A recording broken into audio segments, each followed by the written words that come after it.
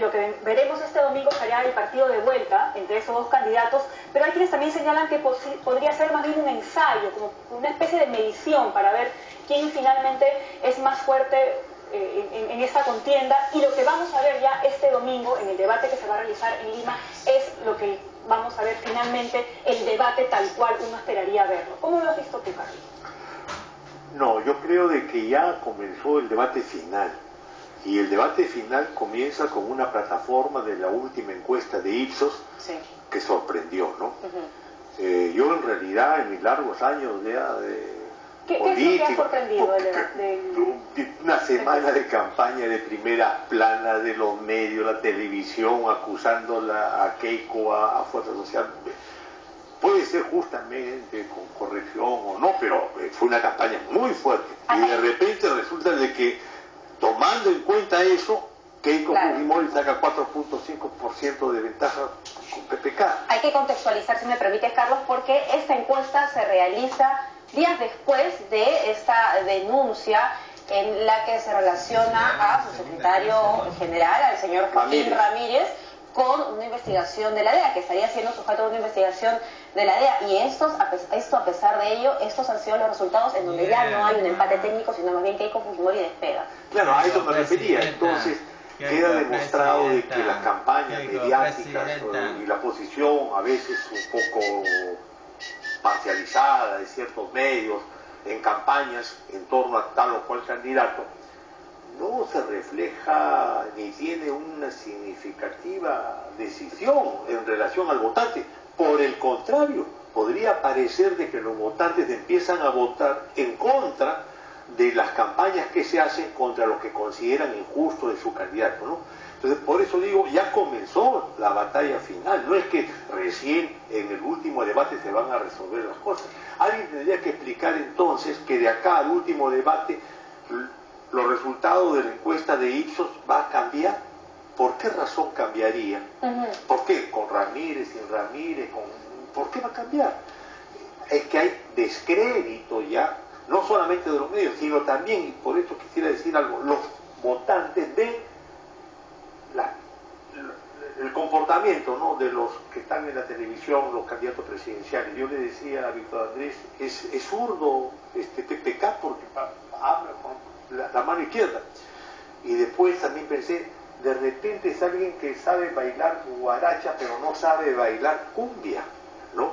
Creo que está un poco ahí demasiado almidonado, y Keiko Fujimori se ve que está a la ofensiva, con más firmeza, etc.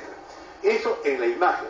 En relación a lo propuesto, en realidad más o menos un 80% coincide. Hay diferencias, pero la población no vota por las diferencias, vota por las imágenes y por la credibilidad. Entonces, ¿por qué razón? Algo que en este país la política es impredecible. Antes de escuchar los resultados de la última encuesta, alguien podía pensar que esto era la que iba a estar adelante. No, es impredecible, porque somos un país en que todavía no se han formulado proyectos históricos, etc. Ojo, que ya el fujimorismo tiene 20 y tantos años. Y a eso me quería referir, son 25 años más o menos, y ya todos los golpes que se le han dado, las denuncias, hay una serie de denuncias que durante estos años hemos estado escuchando contra el fujimorismo y contra Keiko Fujimori, Víctor Andrés. Hemos visto la última encuesta, esta última denuncia no la ha tocado, ha subido más bien en el porcentaje. ¿PPK debería cambiar su estrategia? Sí, mira, lo que pasa es que muchas veces en los medios, los analistas, los políticos olvidamos un elemento fundamental de nuestro proceso político. Vamos en una cuarta elección nacional sin interrupciones, y el electorado algún nivel crítico y racionalidad tiene que haber asumido. El Perú tiene un electorado cada vez más crítico y más racional, ¿no? Por ejemplo, la gente se da cuenta en las calles que Ollanta ganó el 2011 solo por el antifujimorista. Es decir, la gente percibe que el antifujimorismo ya llegó al gobierno. Entonces, Si la campaña que tú quieres desarrollar contra Keiko Fujimori se basa en el antifujimorismo, obviamente no va a funcionar, ¿no? Y por otro lado, tratar de hacer un símil entre Alberto Fujimori y Keiko Fujimori, para la gente no tiene mucha racionalidad. ¿Sabes por qué? La gente dice, hemos tenido el gobierno de García, el gobierno de Toledo, de García, de Humala. Son 3 gobiernos sucesivos, sin interrupción. Estamos en la 4ª elección. Y la gente dice, ¿quién ha sido la principal fuerza de oposición a esos gobiernos? ¿O quién se ha constituido en la principal fuerza de oposición? Es el Fujimorismo. Entonces, la gente dice, no, hay algo diferente aquí, hay una oposición diferente, democrática, ¿no?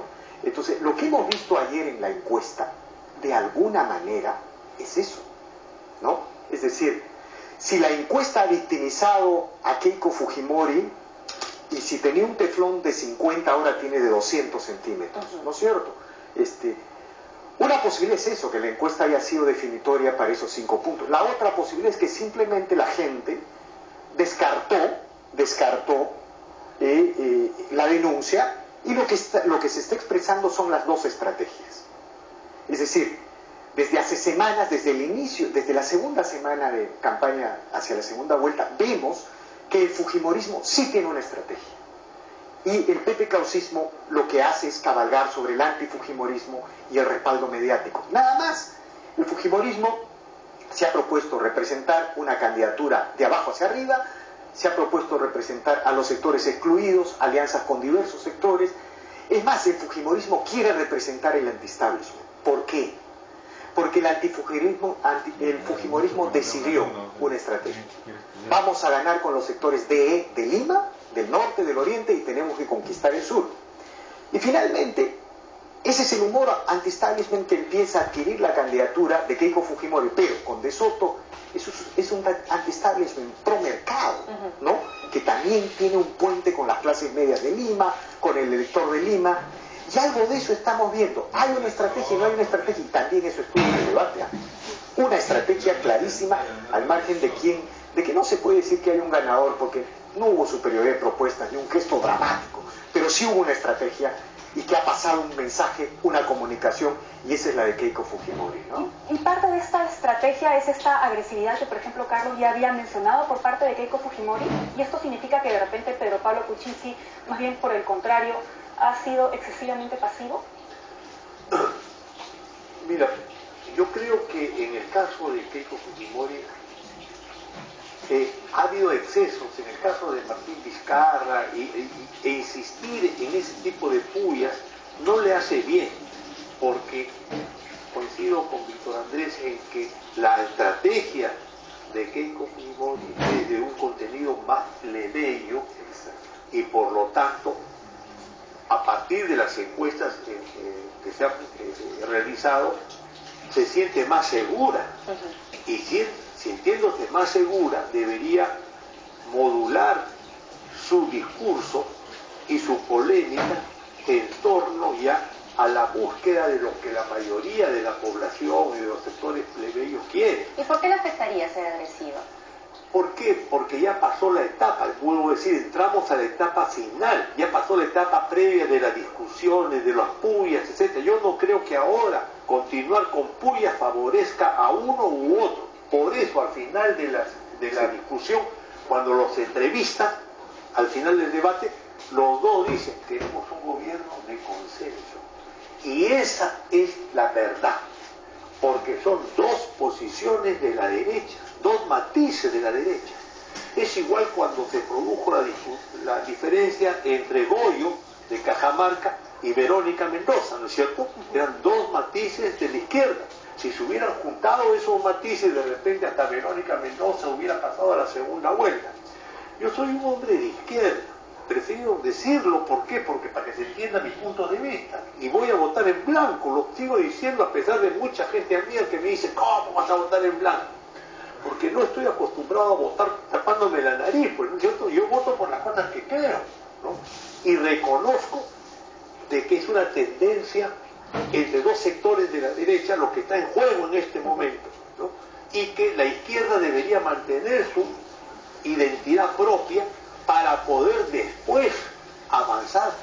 Verónica Mendoza tiene 35 años, hasta el 2021 tendrá 40 años, sería una joven candidata con muchas calificaciones, pero endosar votos en estos momentos simplemente por decir, no, es el narcoestado. Y acá un paréntesis, yo he sido asesor de Ollanta Humala durante 4 años, asesor personal de la candidatura presidencial de Ollanta Humala.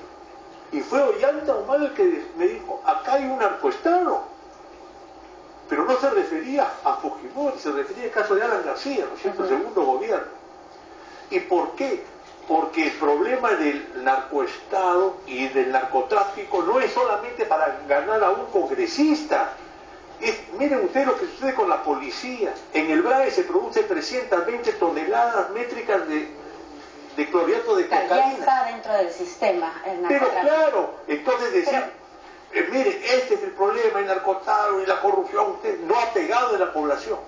Porque si no tendríamos que aceptar que la mayoría de la población empieza a votar por una fascista que quiere un narcoestado, etcétera, ¿no? Entonces somos un estado fallido ya, pues. Claro, pero sí pega la etiqueta de elitista y representante de las corporaciones transnacionales, que es como lo ha etiquetado Keiko Fujimori a Pedro Pablo Kuczynski.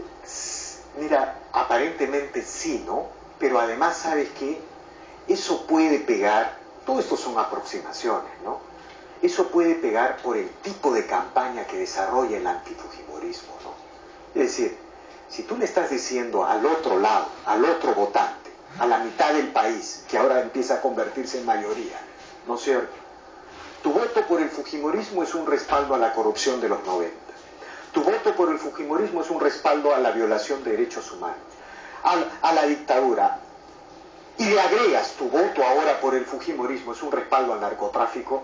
Bueno, la gente de este lado, del lado del fujimorismo, por angas o por mangas, empieza a ver una reacción clasista del voto antifujimorista, ¿no? Cuando, por ejemplo, yo siempre mencionaba una columna de Jorge Bruce que a mí me ha parecido francamente delirante, ¿no? O sea, organicemos la resistencia, dice, ¿no? Y deja entrever que los votantes por el fujimorismo son votantes incultos, ¿no?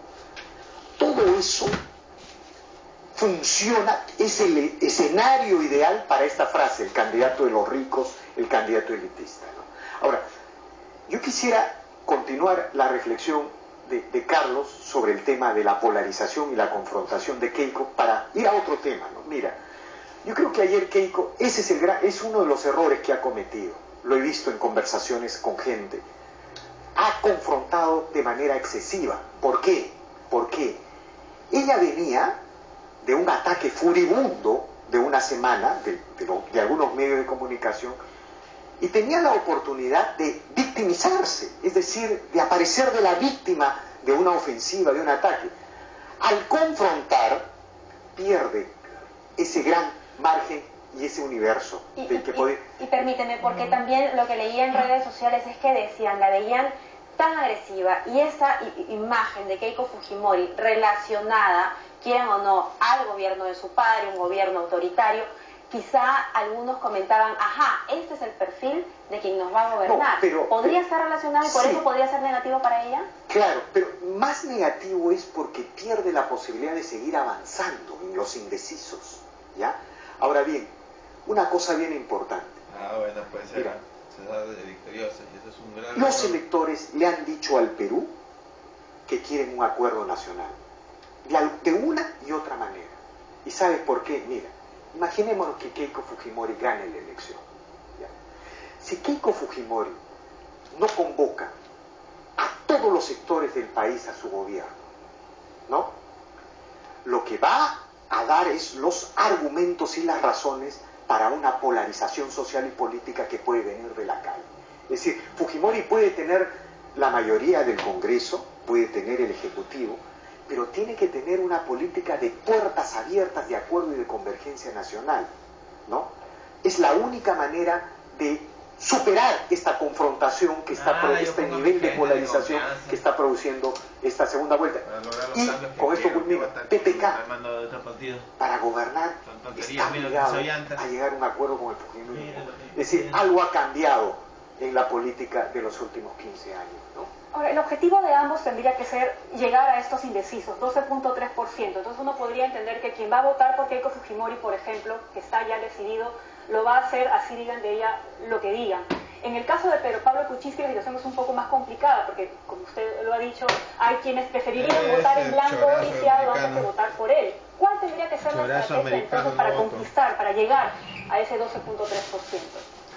En el caso de Pedro Pablo Kuczynski, yo creo que debería de ser ya una búsqueda de una imagen que quiere también un gobierno de concertación, ¿no? Y precisar algunas diferencias. Lamentablemente, para la imagen que señala de falta de decisiones, de firmeza, no lo favorece como lo favorece a Keiko. La crítica que hacemos a Keiko en el caso de la puya no es crítica que se puede extender cuando ella dice tengo mano firme, voy a resolver el problema de la seguridad ciudadana, voy a declarar estado de emergencia en Lima y no tengo miedo.